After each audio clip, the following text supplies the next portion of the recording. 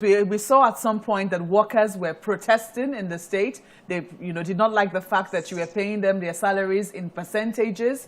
What is now the current state of the truce between the government and the workers in Nasarawa state? Oh, thank you very much for this question.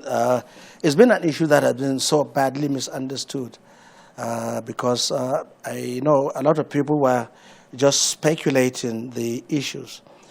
You see, when I came, even in my first time, I was one of the first governors to implement the minimum wage.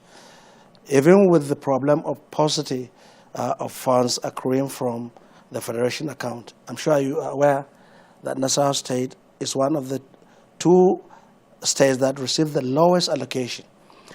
But notwithstanding that, I was able, through prudence, accountability, and focus, to be able to implement the minimum wage right from August 2011 up to when I came on second time.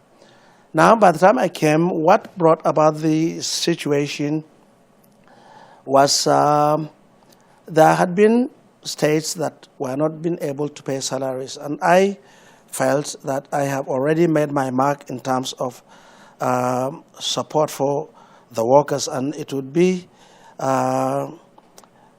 not good for my position not to pay them. So I call the workers and tell them that we are having problems paying salaries in full.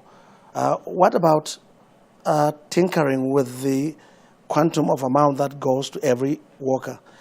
More so that the minimum wage we implemented across the board from level 1 to level 16. And what that translated into was every worker who was receiving, for instance, 6,000 received about 18,000, which were 3 times. And we applied that formula across the board. So the director who was receiving 68,000 ended up receiving about 210,000. So I said, look, let's try and see how we can adjust your salaries so that we'll be able to pay as at when due. And even at that, we'll be able to pay even much more than a number of states that have not been able to key into the minimum wage.